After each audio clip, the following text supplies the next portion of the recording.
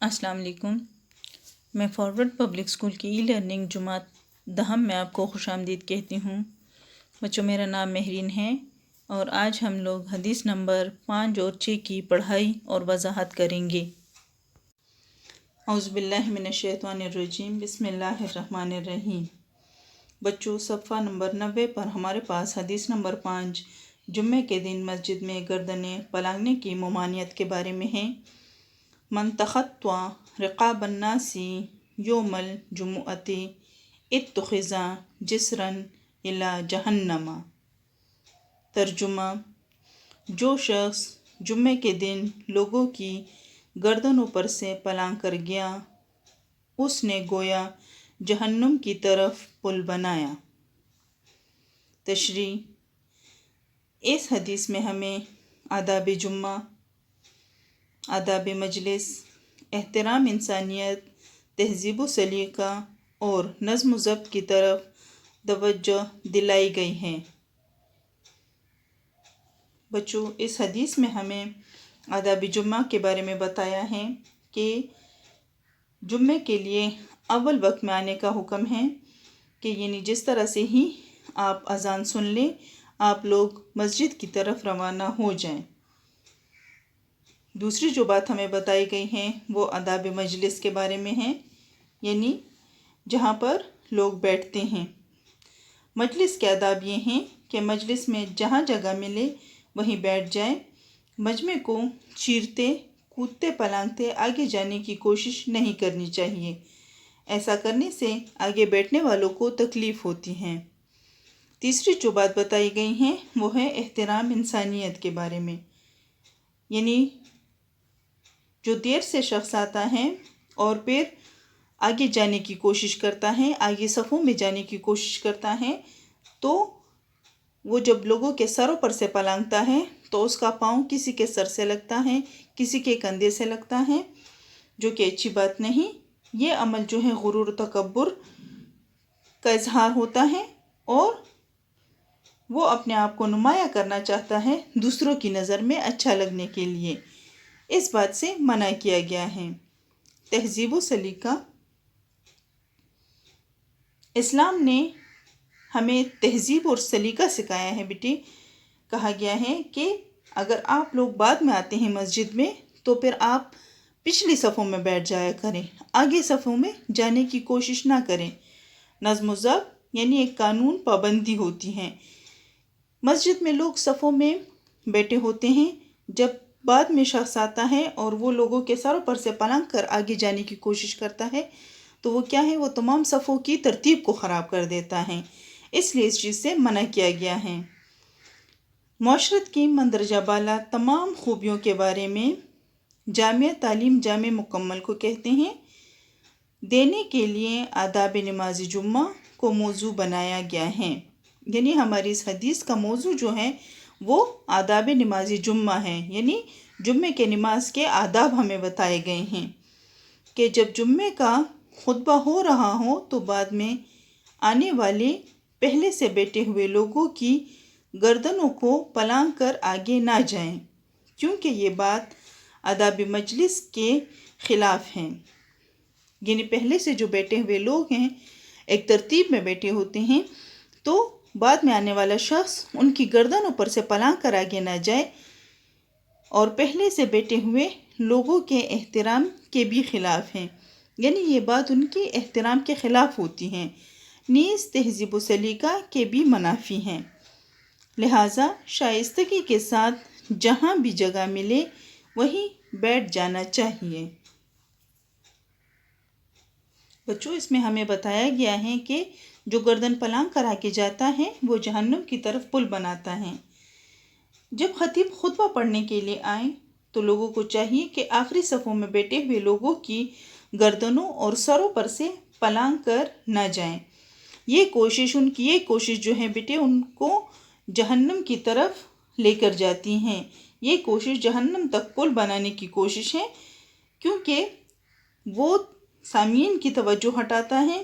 ایک تو وہ آداب مجلس کی خلاف ورزی کرتا ہے اور دوسرا احترام انسانیت کی۔ اس کے برعکس بچوں، جو شخص سب سے پہلے آتا ہے اور آ کر بیٹھ جاتا ہے، جمعے کا خطبہ سنتا ہے، تو اس کے تمام گناہ معاف کر دیے جاتے ہیں۔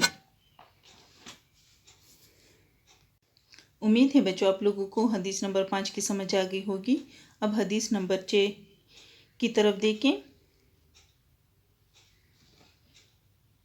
اذا اقیمت الصلاۃ فلا تأتوها وانتم تسعون وأتوها تمشون وعلیکم السکینۃ فما ادرکتم فصلوا وما فاتکم فأتموا۔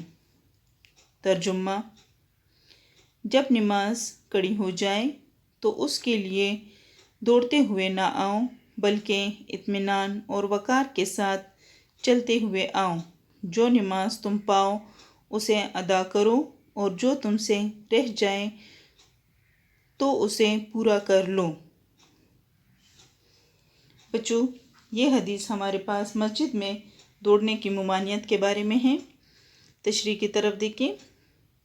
نماز جماعت کے ساتھ پڑھنی چاہیے۔ نماز کے اہتمام میں سے یہ بھی ہے کہ جماعت کھڑی ہونے سے پہلے مسجد پہنچا جائے اور تکبیر اولیٰ میں شرکت کی جائے۔ تاہم اگر کسی مجبوری کی بنا پر کوئی دیر سے مسجد پہنچے اور نماز ادا ہو رہی ہو تو بھاگتے دوڑتے جماعت میں شامل ہونے کی کوشش نہیں کرنی چاہیے، کیونکہ یہ مسجد کے آداب اور متانت و سنجیدگی کے خلاف ہیں۔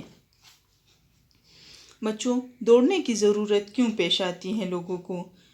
جب اذان ہو جاتی ہے اس کے بعد بھی لوگ اپنے کام میں مصروف ہوتے ہیں یا مسجد آتے ہوئے راستے میں کسی سے باتیں کرنے لگ جاتے ہیں، اس لیے ان پر جماعت کا وقت تنگ ہو جاتا ہے، اور وضو کرنے جب بیٹھتے ہیں تو تکبیر اقامت شروع ہو جاتی ہیں۔ وہ لوگ جلدی جلدی سے وضو کرتے ہیں اور تکبیر اولیٰ لینے کے لیے بھاگ کر ایک رکعت لینے کی کوشش کرتے ہیں۔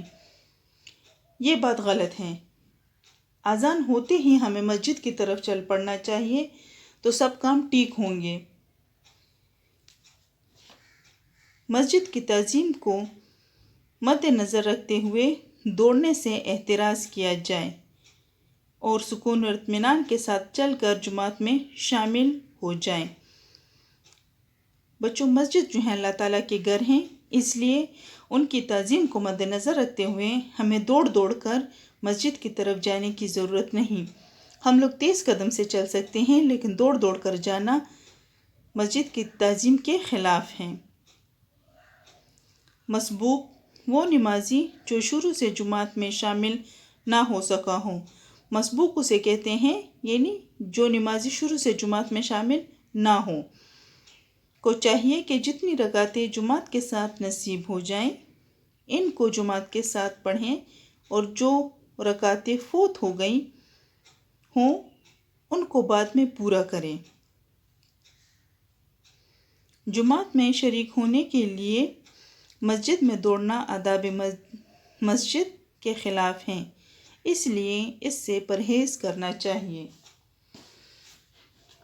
مسجد کی طرف جب ہم لوگ بچوں دوڑ کر جاتے ہیں، اس سے ایک تو مسجد کا تقدس پامال ہوتا ہے، اللہ اور اس کے رسول صلی اللہ علیہ وآلہ وسلم ناراض ہوتے ہیں۔